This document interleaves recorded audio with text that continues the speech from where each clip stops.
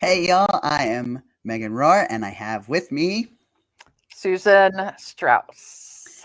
and this is Church History That Liberates, where we talk about sometimes strange or off the ball facts, at least things you wouldn't find in a regular church Sunday school class, facts that help people who are maybe on the margins of the church or who have been told that they are not welcome or do not fit in to have tidbits from history to say, yeah, but um, conversations that try to argue that you or people like you are new.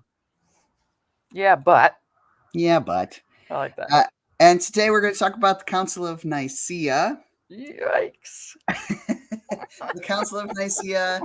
There were two councils. The first council happens in 325. And I got to tell you, this is one of the most requested topics people want me to talk about on TikTok, which might be strange to learn about. That's bizarre. Okay. Because when people heard that for a year I served as the first openly transgender bishop, kind of in mainstream Christendom, I always say since 325, and then people Uh, say, "Well, what happened before 325?" okay. Well, tell So, us. so this is the story. The first thing you need to know is that Jesus. Well, I guess the first thing you need to know is that trans people aren't in the Bible. That word didn't exist then. It's a more modern word. It talks about modern types of medicine and all kinds of things that didn't exist in the exact same way back in the day. Instead, there were gender nonconforming people in all varieties. We've Mm. talked about this in other spaces, but in the Hebrew language, in the Hebrew Bible, there were 7 different types of gender. And so it was well known that diversity was a part of that. Mm. One of the words people did use is the word eunuch. Have you heard the word eunuch in the Bible before, Susan? Yes, I have several times. Yeah. And so, unlike LGB people who are not talked about by Jesus, despite them being prevalent in culture, Jesus does talk about gender Eunuch. variant people in the Bible. Mm-hmm. Matthew 19 is the place that we'll talk about today. It's Jesus says, there are some eunuchs who were born that way from their mother's womb. There are some eunuchs which were made eunuchs by humans, Mm-hmm. which was a common practice in war. If you were conquered, all the men were made slaves Mm-hmm. that no longer had sexual agency over their own bodies, and often were castrated for the purposes, one, so they couldn't reproduce, Reproduce, yeah. or so that their body stayed young and hunky looking for those who wanted to exploit them. Mm-hmm. And that way, when the conquering nation took advantage of the women that they also took away sexual agency from, the next generation of people would be a part of the stock Yeah. of that conquering community, if that's Yeah. the way to say it. And so assimilation after conquest happened as people tried to colonize in sexualized, terrible, wrong ways. Mm-mm. And so Mm-hmm. this making of people gender nonconforming was not of their own consent, Right. and it was to take sexual advantage of them. The third type that Jesus mentions are eunuchs who have made themselves that way for the kingdom of heaven's sake. Mm. We don't know what that means. It's not described anywhere in scripture, although there is a eunuch later who is the first to be baptized. He's Right. essentially the secretary of the economy for Ethiopia. Mm. Um, but here's what Jesus says about being gender nonconforming or being transgender, as we might call it. The one who is able to receive it, receive it. Like, if that's your way of loving God, do it. And this comes from a Hebrew idea that if a rule helps you get closer to God, it's a good rule. If Mm-hmm. a Okay. rule if a rule makes you farther away from God, you should not follow that rule. So there were things like Nazarene vows, which meant Uh, basically You can set up your own ethical set of vows. You have a community that you tell those vows to. They work for you as long as they bring you closer to God. Uh-huh. They are your sacred vows within the community. If they take you farther from God, then you have to renegotiate and remanage them. Okay. So these three ways that you can be gender nonconforming, not described very well. Most people assume that this is about like you should be celibate and never have sex with anyone, which is not the case because I already told you that this was a very sexualized group of people. Yes. So because we don't know what it means, it doesn't get celebrated much. I think people are scared to talk about this text. So fast forward to 325. So about 300 years after the death of Jesus. Christians have been persecuted, killed for their faith. They're trying to figure out how they can have faithful leadership. They're fighting a lot. So Yeah. they're killed from people on the outside and they're fighting with others on the inside because they don't know how to organize this new church. There was no instruction booklet left behind, right? And We still don't have one. a big meeting. And Yeah. Susan, how does it go when a bunch of faithful people try to decide what to do at a big meeting? It goes really badly. Chaos. Chaos. Try to use things like majority vote to decide what God is up to. And you try to make rules that everyone can agree to. And it's just hard. It takes a lot of negotiating. It takes a lot of prayer. And it takes a lot of, oh no, let's undo that sometimes, right? From history's perspective. So this first Council of Nicaea happens in 325. What most people remember about the Council of Nicaea is that there is a creed. Creed. And it's about begatting. Their primary kind of conversation was supposed to be about, is Jesus a created being? Is Jesus human? Or is Jesus divine? And what they decide is yes and both. It's a bit of both. And the name that they use for this is homoousios. They decided Jesus was homo, which in the Greek means of the same substance. Of the same substance, yep. Yes, right? And so the Trinity is all of the same substance, is what they decide. But they also, since they're all together, this is the different popes and patriarchs of different sects, different SECT, not SEX, Right. different groups of Christians have all of their like presiding archbishop popey people at this meeting. Here, I'm going to show you a picture of the meeting, and I'm going to let you describe this, what you see in the picture of their meeting. Well, a bunch of guys who look very unhappy. Very. All men. All men, of course, and very, very serious. Yep. They're all looking down. Yep. What are they looking down at? They're wearing their fancy robes, and they all have different robes and stoles that show what important position they have in which part of the world, and they're sitting next to Constantine.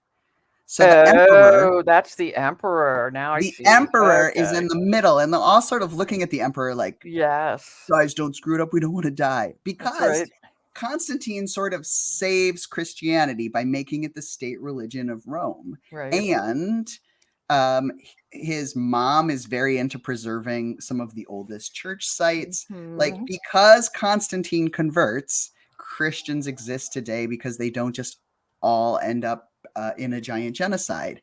So it's a group of people whose power sort of exists only if this guy still wants to be in your faith. Sure. But here's what you can't tell from the picture, Susan. He hasn't made it through catechism yet. He doesn't have a robe. He hasn't made it through catechism, so he hasn't been baptized. Like, he hasn't fully converted yet. Okay. Which I think is important because these are a bunch of people trying to say, like, hey, fancy guy, be in our club. We'll make these rules, right? Right. So all of these guys spend the rest of their time. So they figure out the substance of Jesus. They try to figure out what should the day of Easter be. They can't agree on that. They settle a couple of matters of like, who's in charge of Egypt? I'm in charge of Egypt. Who's in charge of Jerusalem? I'm in charge of Jerusalem, right? They set out their geographical borders of who's in charge of what. And then they try to figure out, well, should pastors be celibate? They can't decide. Which means, Susan, they weren't before this moment. They didn't have to be. It was the Yeah. cherished ideal. But the people who were the best at it and got to be in lots of fancy positions and were really highly looked up to and were the ones who would replace these folk if they weren't careful were the eunuchs, Eunuchs, right? right? Because they were revered by the people in the group. But there are none in this photo. So they weren't at the meeting that decided what the future of the church should be next. Should be. Okay. So here's what they did decide. Are you ready for their canons? They passed 20 things. Okay. The first one is the one that has a lot of contemporary interest. The first one, very first thing they decide, was it the state of Jesus? Nope. Was it who's the most important? Nope. Was it like be kind to people and feed the poor? Nope. No. Here's the first one. Unless you're sick and a physician fixed you through this surgery, or you've been castrated by barbarians, you're not allowed to be a eunuch. Oh. If you are a eunuch and it wasn't because you were sick and a physician fixed you, and it wasn't because barbarians attacked you, you're no longer a bishop, you're no longer a clergy member, you're no longer in anything. So they took canon number 1, no more gender nonconforming people. Taking power away from them. Well, they're trying to decide who gets to be in our club. Yeah. Yep. So that's number 1. And then they go on to decide a bunch of rules about how you have to how bishops work together, which, did you know, still forms the backbone of our Lutheran policies about how we work together? No. Okay, so canon number 2. We don't do this one, but you can see how the very second thing they wanted to do was make sure they got to decide who else got to be in the room next. Canon number 2, you have to have a certain amount of experience before you can be elected bishop. Canon number 3, pastors cannot live with a woman who is not their family member. Okay. Which leads you to believe people were doing some stuff, right? Yep. Canon number 4, the bishop of a large geographical area should be approved by all of the bishops within that area. So, for example, we have the bishop of the Sierra Pacific Synod, or the bishop of New York. We have the bishop of the Twin Cities. If you followed the rule of Nicaea, every bishop or pastor within that space unanimously would have to be on board with who the next bishop was. The people who are going to be the boss of you get to pick. Right? Canon number 5, if you're excommunicated in one place, you can't just move somewhere else and serve in the church. The bishops have to gather in meetings, discuss with each other before you can move to a new place. Yeah, that holds. We do that one still. That holds, yep.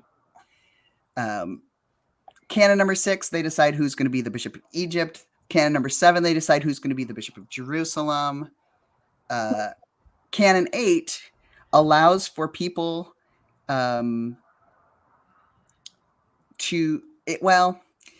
it allows people who are in these outside, like there were 2 communities that weren't a part of the club they had formed with all the people in the room. And it says, if you want to leave those churches and join us, you can have your same title. Right? So they were trying to encourage people to leave those fringe groups. So if you were a bishop in that fringe group, you can be a bishop with us because we want you to leave that fringe group. Okay. That's pretty crafty. Canon 9, pastors may be removed from office by the bishop and should not be ordained without being questioned by the bishop, which we still do today. Canon 10, individuals who are ordained because they knew a guy. They knew a guy. I know a guy. Yeah. That would never happen in the church. Susan, what are you talking about? There's no good old boys club in the church. But if you got ordained because of the good old boys club, you could be removed by the bishop still. Okay. If someone over there made you a pastor, the Yeah, bishop yeah, still has oversight over you. They yeah, had yeah. to make that clear, right? Okay. Canon 10, individuals ordained. Wait, no. Canon 11, if you denounce Jesus or worship another god without being tortured first, you can be removed. Oh. If you're tortured, there was some lenience for that. Remember, it was big martyrdom stuff going on. Okay. Okay. Canon 12, this is where you can tell Constantine was in the room. If you fought in the civil war on the opposite side of Constantine, who won, you can't be a pastor. Ooh. Canon 13, no one should have last rites withheld from them, including communion. But if you get healthier, they can take them away. Like take them back. Yeah. Well, so like Take back. they can say, well, you're healthy now. Now you can't have communion anymore. Oh, okay. Right. But if you're about to die, you get communion. All right. All right. That's not within our polity. Uh-uh. Canon 14, if you deny Christ, you have to become a listener at church for 3 years, which I think means you can't have communion or celebrate. Oh. Then after those 3 years, you have to go through catechism again. Oh God. I'm out. For 3 years, but then you could come back, which is a policy we still do in the Lutheran Church. If you're removed for cause by a bishop, you have to wait 6 years before you can come back. And then you have to go through candidacy, the process of becoming a pastor again. Yeah. Okay. Canon 15. Pastors can't move from city to city on their own and teach at the same rank as you had in the previous geography. So, right? You can't move towns. And they we know they enforce this on people who are gender nonconforming. We don't know if they enforced it on other people. So like Origen, for example. Canon 16, you can't become a pastor in a different church or it will be voided. Okay. Canon 17, this one's interesting. Clergy can't lend money with interest. Oh. So technically you should have a bank that's not giving you interest back because interest is wrong and unjust. Okay. So I guess they did talk about the poor once in their meeting. Yeah, there you go. Canon 18, communion must be received in ecclesiastical order and deacons should not serve communion. Apparently, there's a whole long thing in this canon about how some deacons are giving communion to the pastors and the bishops aren't doing it, and they're doing it in front of the bishops and the bishops. Okay. Canon 19, Paulinus must be rebaptized. Who? Paulinists. Pollinists. Like People bees? who like Paul. People who like Paul. Like bee pollen. Back in the day, there were these people who took the words of Paul to mean more than the words of Jesus. Jesus, yeah. That doesn't relate at all, does it? Right. No. They had to be rebaptized, which meant they had to go through catechism all over again. Oh no. Right? Okay. Canon 20. This one I think you might laugh. Folks should stop kneeling for prayer on Pentecost and Lourdes Day. Okay. For the unity of the church, everyone should stand. Okay. On those days. All right. That's funny. Yeah. And the where I was reading about it, they said standing on Sunday between Passover and Pentecost was a long-standing tradition, and I liked the pun so much I had to. Long-standing. That's good. That's good. So there you go. That's the 20 things they decided in that council. Wow. So they wanted to be in charge of who got to be in their boys' club, their literal club of who got to be recognized as official. Yeah. And the very first thing they needed to do was get rid of those pesky trans people who were too popular. Right. That's bananas. That's terrible. And the interesting thing is that Constantine was a Roman emperor, which meant he was a part of the like it was the Roman army that was forcibly castrated. Like, so maybe it's a departure. Maybe it's a way to secure that Constantine's going to stop doing that. Maybe it's a way, like that's, I'm trying to put a nice spin on it. Right. So What you might Weird. not know is whenever I'm in a church where they do the Nicene Creed, Mm-hmm. I got nothing wrong with the words of the Nicene Creed don't hurt my heart. What does hurt my heart is knowing what happened at the Council of Nicaea. And Mm-hmm. so it when I go to a church service and the first thing they do in service or the thing they do before communion is to read the Nicene Creed, I think, do they know that how this affects trans people in history? But I No. just know that's my little like nerdy thing I know and not Yeah. necessarily something other Oh people, no. How would people know that? right? But I Yeah. also think there's just as many people who don't know why bishops have the role that they do, why they're in charge of credentialing, who decided those rules, and how far back Mm-hmm. these rules go, right? Right. Right.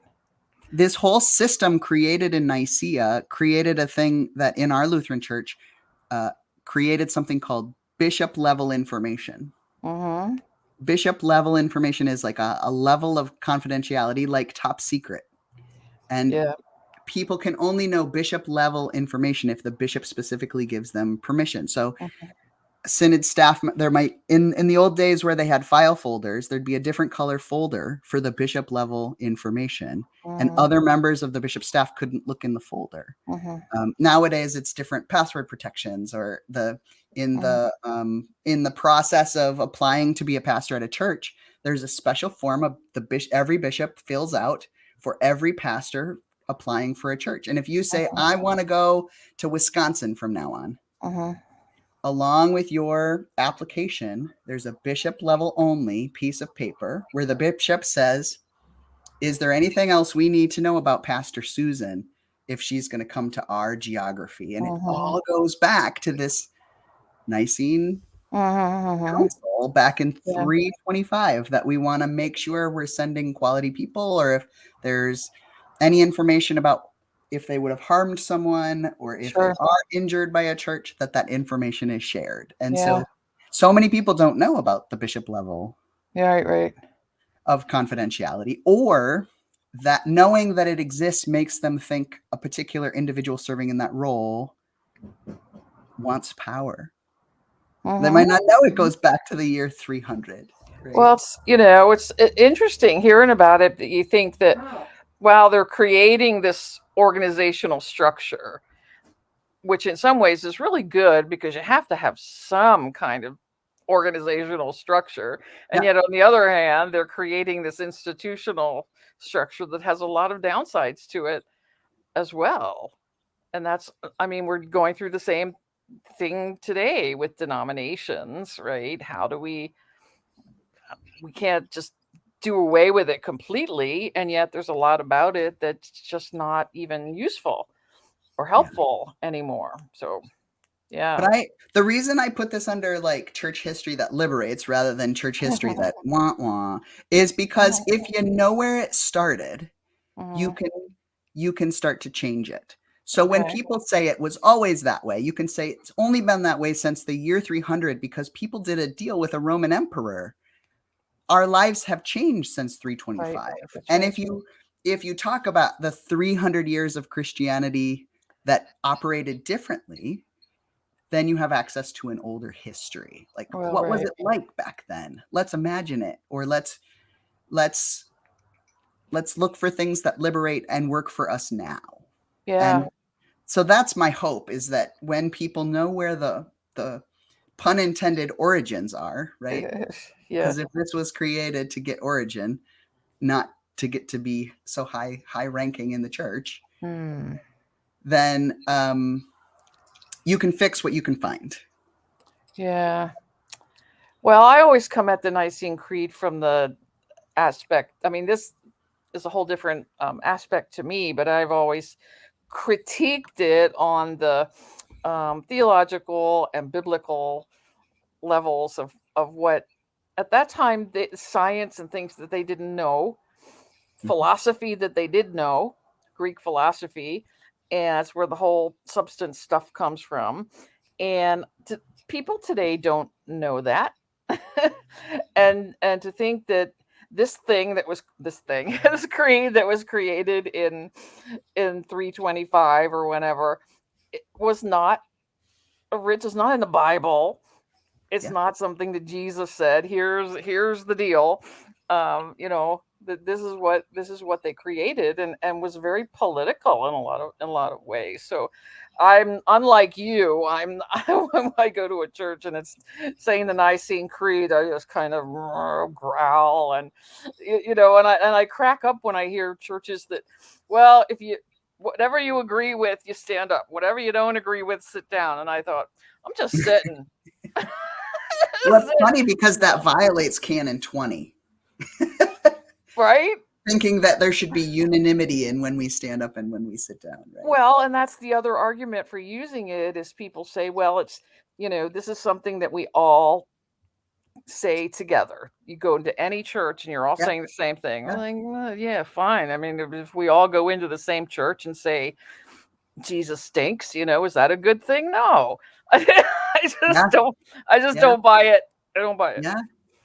I think what I'm left with when I look at what happened after the Council of Nicaea and the Second Council, Second Council of Nicaea, they was 33 years later, and they rolled back some of the stuff that, like, they had said icons were Mm, bad in the first mm, council, and in the second council they're like, icons are fine. The Greeks really seem to like them, right? The Greek Orthodox yeah, Church yeah, and the Russian Orthodox Church, and that's so right. there were things that were changeable. They weren't Mm, written in stone. They were written on parchment, mm, and so one of the things that I think about quite often, a few months ago, I went on a trip to Israel, and we were in Haifa, and we were meeting with this professor who specializes in like teaching world religions in Israel, which has got to be the most stressful job ever, no right? Like, kidding. because you've got all kinds of different Everything. Yeah. faith communities, and Right. they believe it very strongly. The locals call it ultra orthodox, and that's their way of saying it's a little bit militant. But I think Mm, they use it to be kind of derogatory. I think people just mm, refer to themselves as orthodox. But mhm, what I discovered listening to this professor, who male, right, is that what he had to do, he was working on this radical program to try to like help different faith leaders get along. And in Haifa, there's a Baha'i community, there's Druze individuals who are sort of off of the Sufi Shia tradition. There are mhm, folk from Palestine. There are folk who are Jewish, mhm. all trying to like be in the same community with each other. Right, right. And they're very near to the border of Syria, where things are Mm, very tense from a political standpoint. sure. And so they're trying to work on ways that they can have those different faith communities work together to try to decrease war and violence. Mhm, mhm. And his statements about how he was going to do that was to basically not include any diverse people in the conversation. What? Right? So LGBTQ issues couldn't even be discussed. Women participating in religion couldn't even be discussed. Like all the things that were controversial, he had to leave them out so he could start somewhere to start developing relationships. But he was only working with Wow. these very traditional Orthodox communities who were Mhm. honoring these agreements from back in the 300s. Yeah, yeah. Whoa. And what that meant was there was no room for diversity in any sort of way. And Mm, I see different denominations, right? The presiding bishops of different countries, right? They're mhm. trying to think about how can we have partnerships with all the other countries in the world Right, right, right. and different faiths. Like we have a lot of agreements to share communion with each other. Right, right, right. We go back to these 325 Nicene Creed agreements because it had all those people in the room. Yeah. But what they do is intentionally leave out the diverse people. They're Yeah. never going to get to a place where we're talking about deacons who are queer Yeah, right. and right, because they have to stick to these ancient Sure. canons, Right, right, right. or their agreements will fall apart. And so it's very hard because there are a lot of people who are on the margins who want that same unifying work to be done. We want there to be Mhm. peaceful religions. We want there to be communion across different spaces, but we don't want to give up our personhood Sure. to be able to Well, do that's it, right. That's right. right? Yep. And I don't know Yeah. how we get there when we always start with Yes. those very ancient agreements that Yes. take people like me off the table. It's like folk during the Reformation 500 who were the Pope gave a speech about how he hopes all of the Christians will be reunited someday. Mhm. And all of the LGBTQ people and the women who get to serve in churches were like, Right. Right. because it means we would all lose our jobs and we would all like lose our status, right? Yep. And Yep. so it feels hard to try to walk forward when these agreements intentionally were built Yeah. to exclude Exclude. certain groups of people. Right. Right. Right. Yeah. Well, that we can't do this because we have these agreements with other groups. I mean that in a different topic it came up with uh, baptism. That so if I want to use inclusive language Yeah. for baptism, I Yeah. cannot say I baptize you in the name of the mother, the child, and the wind and flame person. That's right. Because if you don't use Father, Son, and Holy Spirit, that just blows That's right. the agreement, and then the baptism won't be valid. Yeah. So that has come up with that. Well, the Yeah, same is true for ordinations and ordinations. installations, those rites that are the approved sanctioned rites of our Yep. National Lutheran Church. That's the instruction for bishops is that Yeah. section has to be word for word. You want to have someone preach whatever they're going to preach, it's your party, right? Like, Yep.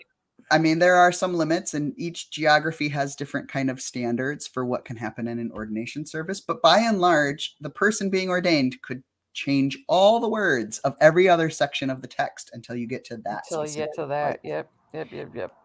And so it's because of these very complicated political agreements, and Mm-hmm. Mm-hmm. it's weird for people to know that there was all kinds of queerness Yeah. prior to 325. There That's were right. people who were married in the church prior to Yeah. 325.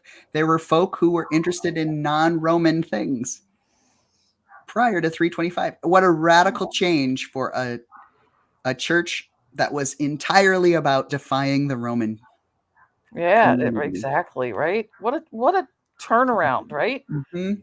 In some ways, it's how sad that we had all of this diversity and diversities of types of worshiping communities and how they organized themselves, and women and queer folks in leadership, and just all of this stuff going on, and then it just all got put into this box, which maybe it needed to. There's the I'm a Libra, so I got to see both sides. And then there's this, and then there's that.